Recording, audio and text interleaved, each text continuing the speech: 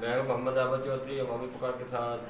آج ہم آئے ہیں سابق صدر علماء ونگ جنوبی پنجاب اور مرکزی صدر بینظیر بھٹو جالا فورس جناب غلام مصطفیٰ لاہوری صاحب کے پاس آئے، ان سے بات کرتے ہیں۔ السلام علیکم۔ وعلیکم السلام، کیا حال ہے؟ ٹھیک ہے۔ اچھا، آپ سب سے پہلے تو آپ یہ ہمیں بتائیں کہ آپ کتنا عرصہ پیپلز پارٹی کے ساتھ منسلک رہے اور آپ کا سیاسی سفر کہاں سے شروع ہوا اور ابھی تو جاری ہے ماشاءاللہ۔ پیپل پارٹی کا میں نے سفر جاری کیا علی بھٹو کے جنرل الیکشن کا۔ جی جب ذوالفقار علی بھٹو کے جنرل الیکشن ہو رہے تھے تو اس وقت میری عمر تقریباً 7-8 سال تھی۔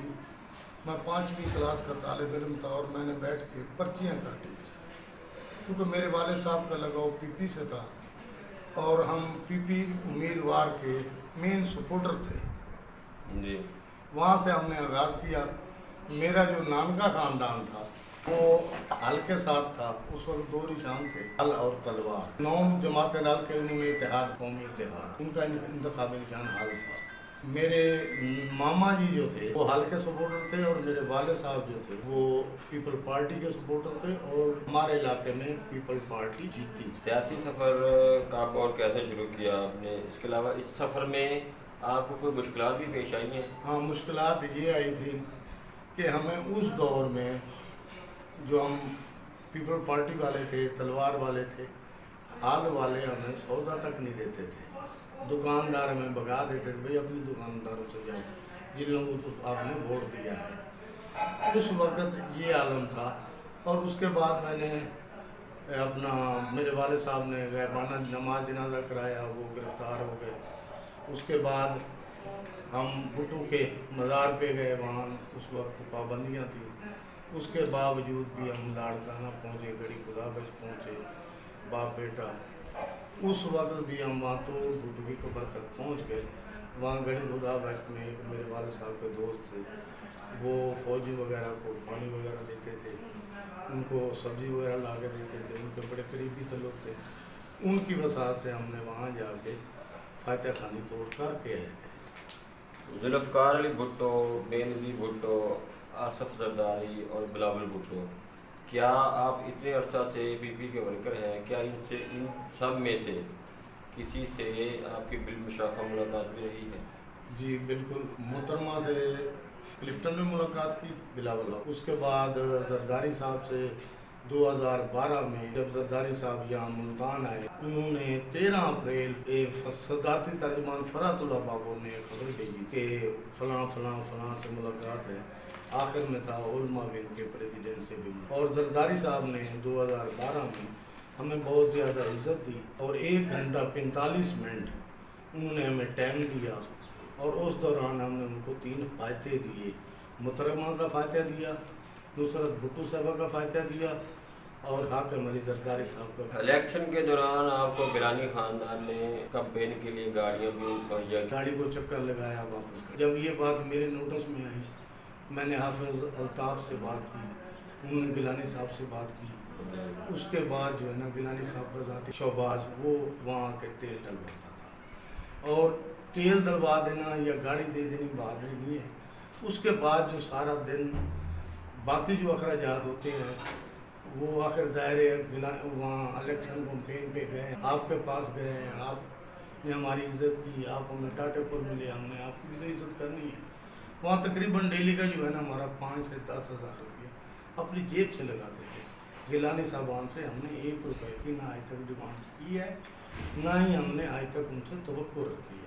گیلانی خاندان سے آپ نے اب تک کیا کیا فائدے یا مفادات حاصل کیے ہیں؟ گیلانی صاحبان سے مفادات یہ ہیں جو دوسروں کے لیے ہیں، جیسے کسی نے کہہ دیا ہمارا تبادلہ ہے، یا کسی نے کہہ دیا ہمارا یہ مسئلہ ہے، وہ تو میں نے گیلانی صاحبان سے کیے ہیں، مگر میں نے اپنا ذاتی مفادات فریال تالپور سے صرف ایک بانجے کی لو۔ آپ کیا سمجھ ہے کہ جنوبی پنجاب کا صوبہ اب تک کیوں نہیں بن سکا، حالانکہ پیپلز پارٹی کی 2012 میں گورنمنٹ بھی تھی؟ یا کون کون سے سیاستدان ہیں جو کہ جنوبی پنجاب صوبہ کے مخالف ہیں یا اس کی حق میں ہیں؟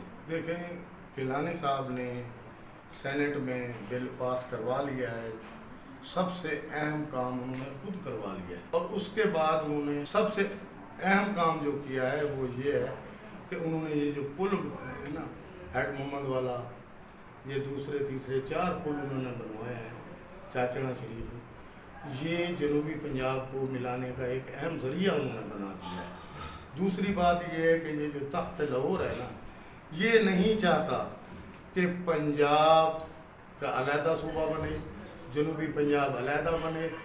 12 کروڑ کی آبادی والا یہ صوبہ ہے، 12 کروڑ، چاروں صوبوں میں بھی اس چیز کے حق میں ہے کہ پنجاب کے 2 صوبے بننے چاہیے، مگر اس میں سے افسر شاہی جو بیٹھی ہے وہ نہیں چاہتی کہ یہ جنوبی پنجاب کا صوبہ بنے، جنوبی پنجاب کی پسماندگی دور ہو۔ ہمارے 80% فنڈ جو جنوبی پنجاب کے حصے کے ہیں وہ اپر پنجاب پہ لگ رہے ہیں، اور تخت لاہور والے شروع سے لے کے آج تک اس چیز کی مخالفت کرتے آئے ہیں، کیونکہ بیوروکریسی وہ بھی اپر پنجاب کی، جنوبی پنجاب ملتان پورا ڈھونڈ دیں، چند آپ کو لوگ ملیں گے جو بیوروکریسی میں بیٹھے ہیں۔ لاہور میں چلے جائیں، وہاں آپ کو ہزاروں کی تعداد میں ملیں گے۔ اپر پنجاب میں ہزاروں کی تعداد میں ہیں، جنوبی پنجاب میں جیسے آٹے میں نمک ہوتا ہے وہ صورتحال ہے۔ ہمارے فنڈ جو ہیں 80% وہ لوگ کھا جاتے ہیں، باقی یہاں لگتے ہیں۔ یہ گیلانی صاحب کی مہربانی ہے کہ انہوں نے یہ 4 پل تو بنا دیے، مگر یہ ہے کہ صوبہ اس وقت پاکستان پیپل پارٹی بنانے میں کامیاب ہوگی جب تک پنجاب کی حکومت ہمارے پاس آئے گی، اور پنجاب حکومت جو ہے نون لیگ نہیں چاہتی کہ یہ جنوبی پنجاب صوبہ بنے۔ اگر وہ چاہتی تو کب کا بن چکا ہوتا۔ موجودہ مہنگائی، بےروزگاری اور پیٹرولیم مصنوعات کی قیمتوں کی وجہ سے آپ کو کیا لگتا ہے کہ پیپلز پارٹی اب بھی گورنمنٹ میں آئے گی؟ دیکھیں، پیپل پارٹی کا مہنگائی بڑھانے میں ان کا کوئی کردار نہیں ہے، باقی پیپل پارٹی کی کوشش ہوتی ہے کہ وہ ہمیشہ غریب کو امداد کرتے ہیں اور غریب کی سپورٹ کرتے ہیں۔ یہ بے نظیر انکم سپورٹ پروگرام چلایا ہوا ہے، اس کے باوجود بھی یہ جو مہنگائی ہے یہ اب سے نہیں چلی، یہ نیازی صاحب کے آنے سے پہلے مہنگائی دیکھیں اور آج دیکھیں، یہ سارا کریڈٹ جو مہنگائی کا ہے وہ نیازی صاحب کے پلان کا حصہ تھا، یہ یہودیوں کے پلان کا حصہ تھا جس میں وہ کامیاب ہو گئے۔ آج پاکستان کی معیشت تباہ کر کے چھوڑ دی انہوں نے۔ اس وقت جو مہنگائی کی صورتحال ہے، ہمارے جیسے سفید پوش طبقہ جو ہے وہ اس وقت جتنے ہم لوگ کنگال ہیں شاید کوئی نہ ہو۔ بھکاری ہے، اس نے تو بھیک مانگنی ہے۔ وہ بزرگ کہتے تھے پنجے سونا تے سوڑ کی، منگ کے کھانا تے بھک کی۔ گل یہ ہے کہ اج ساری صورتحال یہ بنی پئی ہے کہ اج جڑا سفید پوش طبقہ ہے وہ اس ٹائم چکی دے وچ پسیا پیا ہے۔ انہوں نے کولو اس ٹائم اگر مہمان آ جائے نا وہ بھی 2 بار سوچن لگتے ہیں کہ کہڑے دکاندار تو ادھار لیں گے۔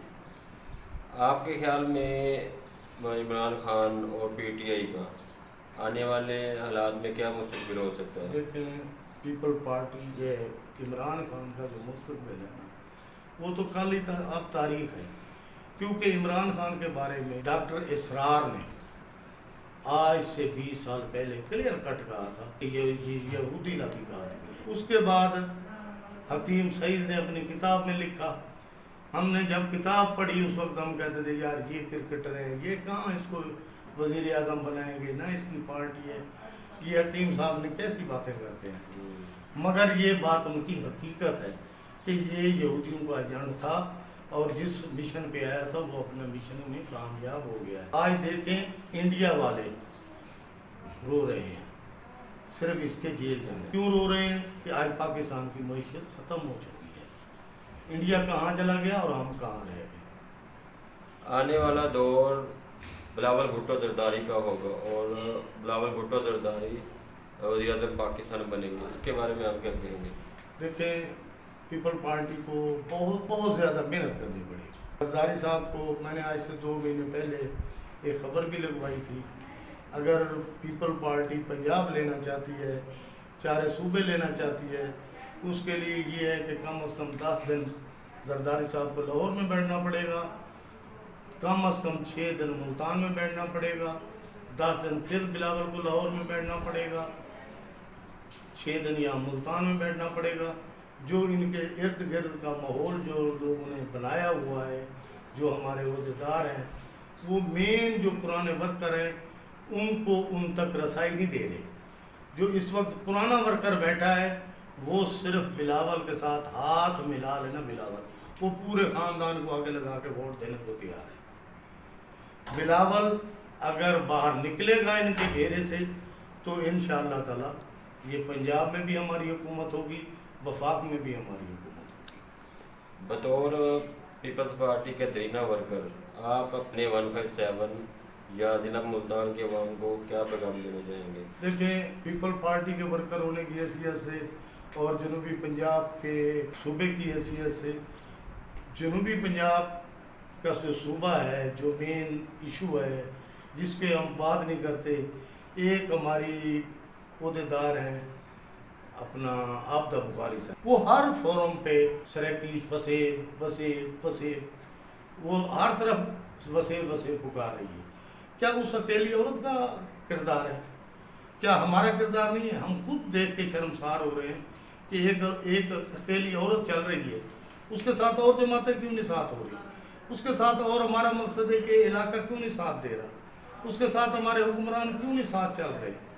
मगर एक औरत की आवाज़ उठाने से ये सूबे का मसला हल नहीं होगा जब तक हम सारे लोग यकजा होके कम अज़ कम उसका साथ दें, तब जाके ये जनूबी पंजाब हमारा क्लियर होगा। गिलानी साहब ने तो बिल पास करा दिया, मगर जब तक हमारी पंजाब में हुकूमत नहीं आएगी हमारा सूबा अलहदा नहीं बनेगा।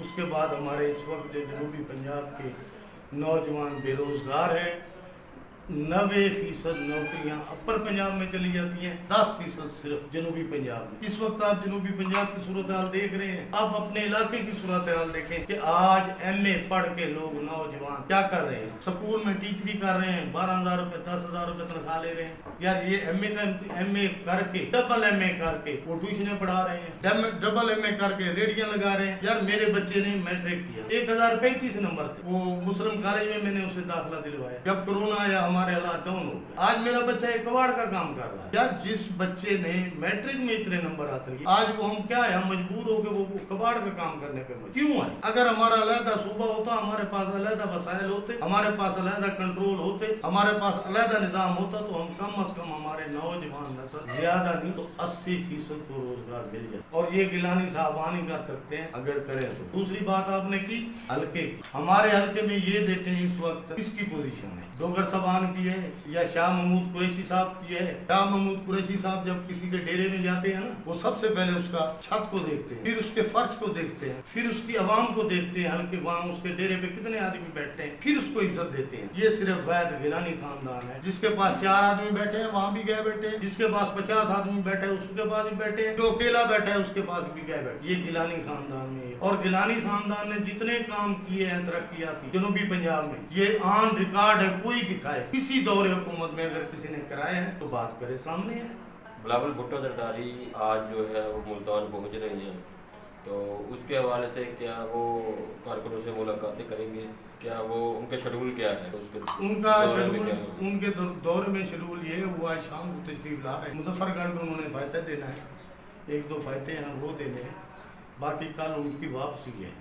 मुलाकात का शेड्यूल नहीं है, ये दुख की बात है और बड़े अफसोस की बात। जहाँ आना था तो कम अज कम 5 दिन का स्टे करते, वर्करों से मिलते, जो पुराने वर्कर हैं उनसे मिलते, या उनके गिर्द भी जो लोगों ने घेरा तंग किया हुआ है, क्योंकि जो प्राडो ग्रुप को तो मुलाकात फौरी तौर पर करा रहे हैं। जो बेचारा असल वर्कर है, पिसा हुआ है, वो साइड पे पड़ा हुआ, इतना साइड पे पड़ा हुआ है कि जिसकी हद कोई नहीं। यहाँ तक वो दोस्त भी हैं जो नाज़िम बन के आज धक्के खा रहे हैं। रफीक राम नाज़िम है, उसने 1-2 किलोमीटर का टोटा उसका सड़क का नहीं, 3 मरतबा उसने बीबी के नाम का खून, जो खून देने वाले वर्करों के साथ ये होगा, फिर आगे क्या होगा? हम तो ये हालात देख के खुद मजबूर हो गए हैं कि यार पीपल पार्टी वाले जो हमारे अहदेदार हैं वो क्या कर, जिसको टिकट मिलता है वो सिर्फ चौधरी के डेरे के चक्कर लगा, वो वर्करों को नहीं देखता, न वर्करों को पूछता है। ये पीपल भुट्टो दौर था जब वर्कर की सुनाई हो, भुट्टो दौर था जब मकसद है कि यूनियन कौंसिल सतह पे फैसले होते थे। सिर्फ आज तक मैं आपको एक रिकॉर्ड बात बता दूं, यहाँ जो है ना, यहाँ मुल्तान में, जनूबी पंजाब में, ये नाज़िम की टिकट कौन देता है? नाज़िम की टिकट देना है, किसने देनी है जी? गिलानी साहब। ये लाहौर में एक फैसला पड़ गया कि यूनियन कौंसिल 5 का, अब एक पार्टी चली गई बेनजीर साहब के पास, एक पार्टी चली गई अजीजुर रहमान चंद साहब के पास कि जी सदर है। बीबी ने फैसला किया, जो यूनियन कौंसिल के ओहदेदार है ना, जिधर ज्यादा वोट होंगे उसको टिकट दिया। जो पार्टी बेनजीर के पास बैठी थी सिफारिश लेके, उनके 2 वोट कम हो गए, उसके अपोजिट को वोट ज्यादा मिले, उसने इलेक्शन लड़ा। ये चीजें खुद खत्म हो गई हैं कि हमारी यूनियन कौंसिल सतह पे कमेटियां कायम नहीं है। आज भी अभी इलेक्शन में टाइम पड़ा है, मैं बिलावल भुट्टो से ये रिक्वेस्ट करता हूँ कि यूनियन कौंसिल सतह से लेके ऊपर तक नए सिरे से तंजीमी ढांचा तैयार करें।